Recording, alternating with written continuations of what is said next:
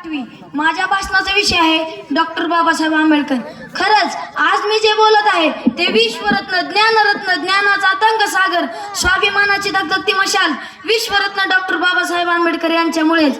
प्रत्येक माणसाला सन्मानाने जगण्याचा अधिकार प्रदान करणारे महामानव भारतरत्न आज प्रत्येकाला वंदनीय आहेत। मी बोलू शकतो, मी विचार मांडू शकतो, मी कोठेही संचार करू शकतो, ते फक्त आपल्या भारतीय राज्यघटनेमुळेच।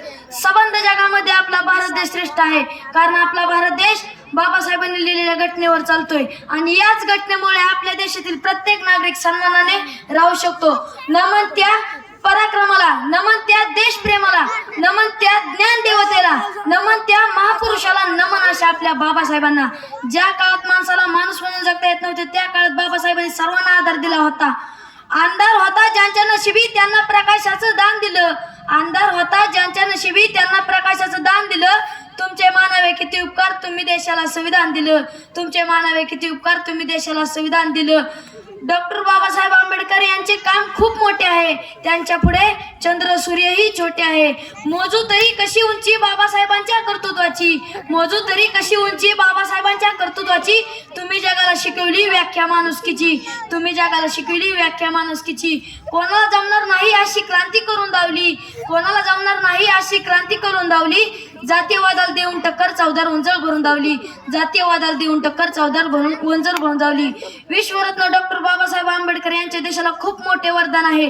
2 वर्ष 11 महिने अविरत काम करून बाबासाहेबांनी भारतीय राज्यघटना लिहून काढली आणि भारताचा कारभार हा त्या राज्यघटनेवर सुरू झाला। यावरून बाबासाहेबांच्या कार्याची झलक दिसून येते। आहेत बहु होतील बहु परंतु या समान नाही, आहेत बहु होतील बहु परंतु या समान नाही।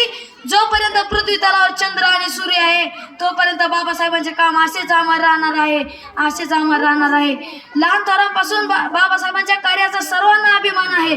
अज्ञानाने भीती जन्म घेते, अज्ञानाने भीती जन्म घेते, भीतीने अंधविश्वास जन्म घेतो, अज्ञानाने भीती जन्म घेते, भीतीने अंधविश्वास जन्म घेतो, अंधविश्वासाने अंधश्रद्धा जन्म घेते, अंधश्रद्धेने माणसाचा विवेक शून्य होतो आणि माणसाचा विवेक शून्य झाला की माणूस मानसिक गुलाम होतो। त्यामुळे शिका, संघटित व्हा आणि संघर्ष करा, ही शिकवण बाबासाहेबांनी दिली होती। बाबासाहेबांना खूप खूप अभिवादन करतो। जय हिंद, जय महाराष्ट्र, जय शिवराय।